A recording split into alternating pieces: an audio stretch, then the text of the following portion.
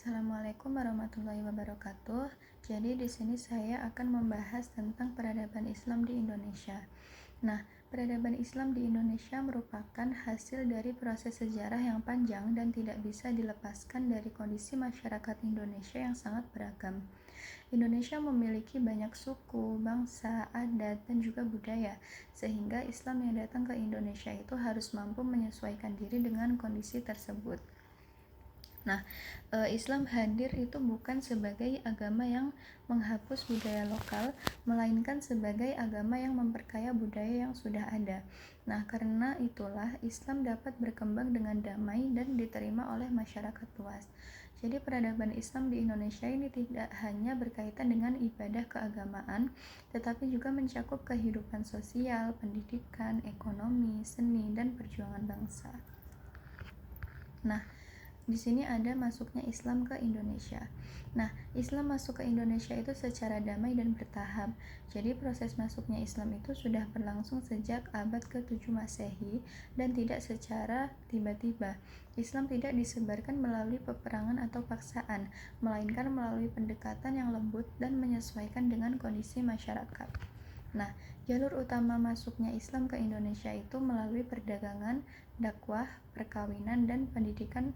Jadi para pedagang muslim yang datang ke Indonesia itu tidak hanya berdagang saja, tetapi juga memperkenalkan nilai-nilai Islam melalui sikap dan perilaku mereka dalam kehidupan sehari-hari.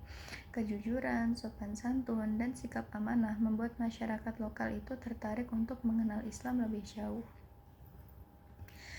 Kemudian selanjutnya ada teori masuknya Islam ke Indonesia. Masuknya Islam ke Indonesia dijelaskan melalui beberapa teori karena prosesnya berlangsung lama dan melibatkan banyak pihak.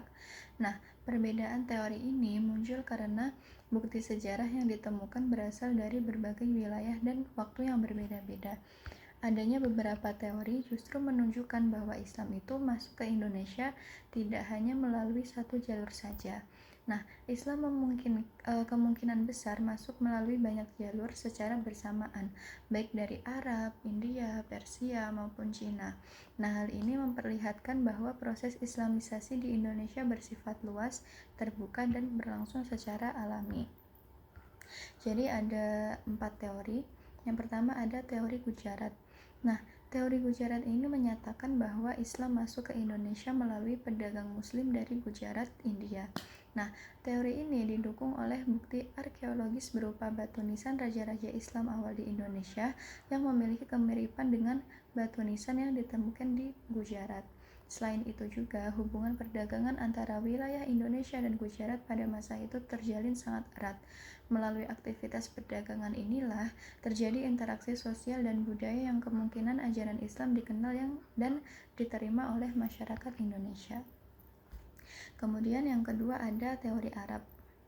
Nah, teori Arab ini menjelaskan bahwa Islam masuk langsung dari Arab sejak abad ke-7 Masehi. Teori ini diperkuat oleh catatan sejarah yang menunjukkan adanya aktivitas perdagangan Arab di wilayah Nusantara sejak awal perkembangan Islam. Teori ini menjelaskan bahwa Islam telah dikenal di Indonesia sejak masa awal Islam berkembang di dunia. Artinya, Islam itu masuk ke Indonesia bukan sebagai ajaran baru yang datang belakangan, tetapi sudah hadir sejak awal melalui hubungan perdagangan internasional. Selanjutnya ada teori Persia. Nah, teori Persia ini menyebutkan bahwa Islam masuk ke Indonesia melalui Persia. Bukti yang sering dikaitkan dengan teori ini adalah adanya kesamaan tradisi keagamaan tertentu antara masyarakat Indonesia dan Persia. Nah, kesamaan tersebut ini menunjukkan adanya pengaruh budaya dan keagamaan Persia dalam proses penyebaran Islam. Hal ini membuktikan bahwa penyebaran Islam tidak hanya melalui satu budaya saja, tetapi melibatkan berbagai unsur budaya Islam dari berbagai wilayah. Kemudian ada teori Cina.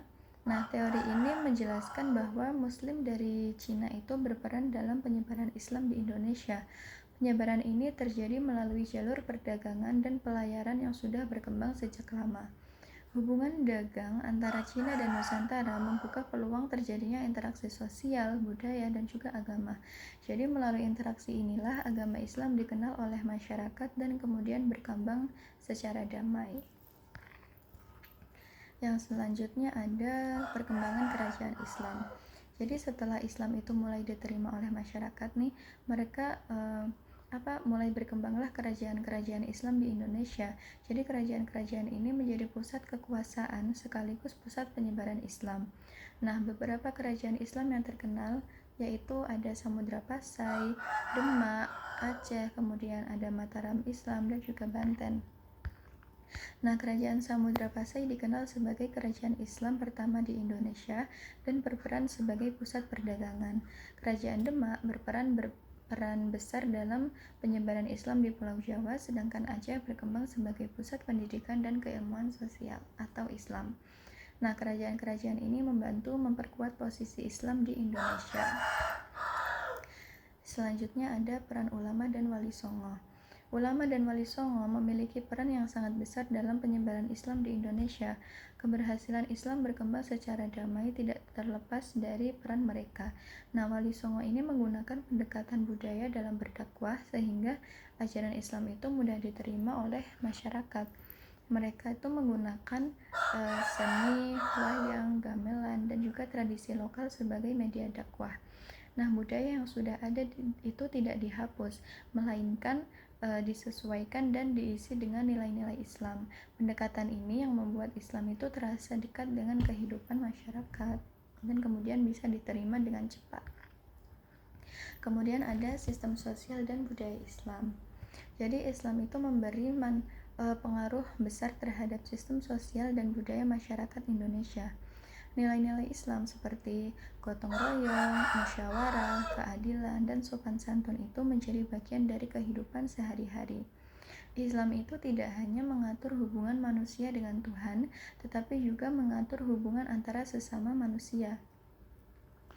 Jadi oleh karena itu, ajaran Islam itu membentuk pola kehidupan sosial yang harmonis di masyarakat.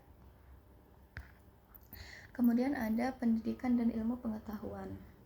Nah, dalam bidang pendidikan, Islam berkembang melalui lembaga seperti pesantren, surau, dan juga dayah. Nah, pesantren ini menjadi pusat pendidikan Islam yang mengajarkan Al-Quran, fikih, serta mengajarkan akhlak. Jadi, melalui pendidikan Islam, lahir banyak ulama dan tokoh masyarakat yang berperan penting dalam kehidupan sosial dan keagamaan. Nah, pendidikan Islam itu juga berperan dalam membentuk karakter masyarakat yang berakhlak dan berilmu. Kemudian ada ekonomi dan perdagangan. Nah, peradaban Islam di Indonesia juga berkembang melalui aktivitas ekonomi dan perdagangan. Jadi pedagang muslim membangun jaringan perdagangan yang luas dan memperkuat perekonomian masyarakat. Nah, perdagangan ini tidak hanya berfungsi sebagai kegiatan ekonomi saja atau sekedar jual beli, tetapi juga menjadi sarana interaksi sosial. Jadi mereka itu melakukan interaksi dan ajaran Islam itu semakin dikenal dan diterima oleh masyarakat luas. Kemudian selanjutnya ada seni dan arsitektur Islam. Nah, Islam ini memengaruhi seni dan arsitektur di Indonesia. Masjid-masjid awal di Indonesia itu memiliki ciri khas lokal. Contohnya itu kayak Masjid Demak yang atapnya itu tumpang gitu, jadi nggak kubah. Nah, ciri khas ini menunjukkan bahwa Islam mampu beradaptasi dengan budaya lokal tanpa menghilangkan nilai-nilai keislamannya. Nah, seni dan arsitektur Islam di Indonesia ini menjadi sebuah bukti perpaduan antara ajaran Islam dan juga budaya Nusantara. Kemudian untuk selanjutnya ada peran Islam dalam perjuangan. Nah, Islam itu juga berperan besar dalam perjuangan melawan penjajah. Jadi ulama dan santri ini terlibat aktif dalam perlawanan terhadap penjajahan di berbagai daerah. Nah, nilai-nilai Islam ini menumbuhkan semangat persatuan, keberanian, dan juga cinta tanah air gitu. Jadi perjuangan ini menunjukkan bahwa Islam itu tidak hanya berperan dalam bidang keagamaan saja, tapi juga Islam berperan juga dalam perjuangan bangsa. Kemudian, jadi sebagai penutup, peradaban Islam di Indonesia ini berkembang melalui proses yang panjang, damai, dan juga penuh toleransi. toleransi. Nah, Islam itu tidak hanya menjadi agama, tetapi juga Islam itu membentuk budaya, pendidikan, ekonomi, seni, dan juga semangat perjuangan bangsa Indonesia. Nah, dengan memahami peradaban Islam di Indonesia, kita dapat lebih menghargai sejarah bangsa dan menjaga nilai-nilai persatuan dalam keberagamaan. Nah, jadi cukup sekian yang bisa saya sampaikan atau saya jelaskan. Kurang lebihnya mohon maaf jika banyak salah, mohon dimaklumi. Saya tutup. Wassalamualaikum warahmatullahi wabarakatuh.